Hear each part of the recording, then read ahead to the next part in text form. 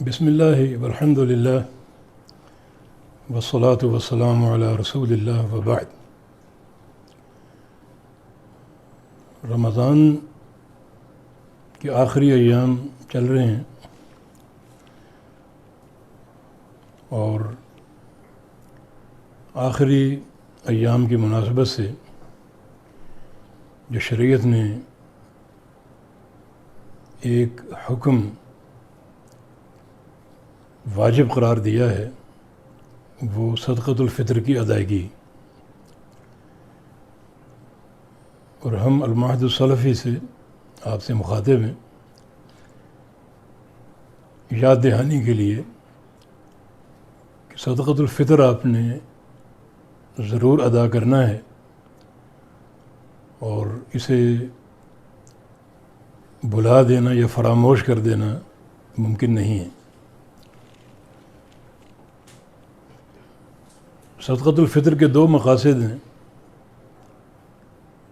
ایک طہرۃ للصائمین اور دوسرا طعمۃ للمساکین،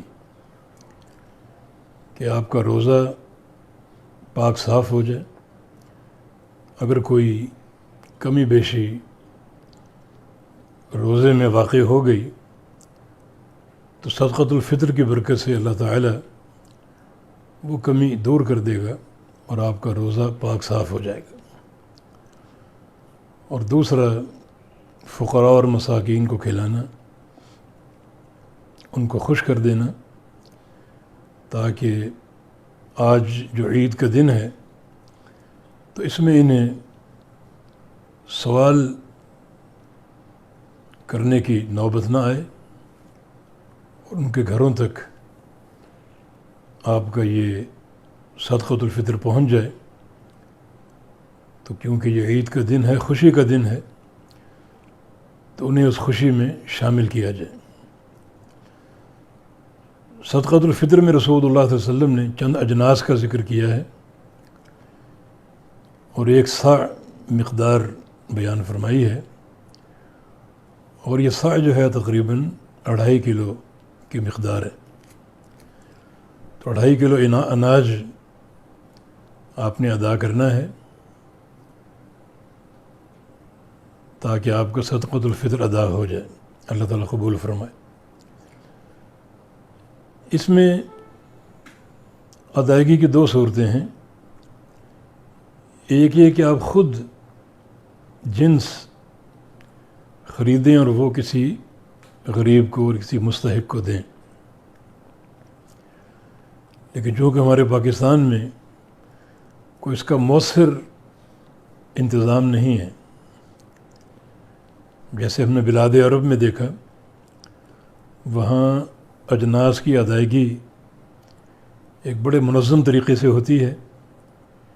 یہاں اس کا رواج نہ ہونے کے برابر ہے۔ تو خود اگر آپ یہ اجناس خرید لیں اور مستحقین تک پہنچا دیں تو یہ نبی علیہ الصلوۃ والسلام کے فرامین کے عین مطابق ہوگا۔ دوسرا جو ادائیگی کی صورت ہے وہ توکیل کا نظام۔ توکیل سے مراد یہ کہ آپ کسی کو وکیل بنا دیں کہ میری طرف سے آپ اجناس خرید کر ادا کر دیں۔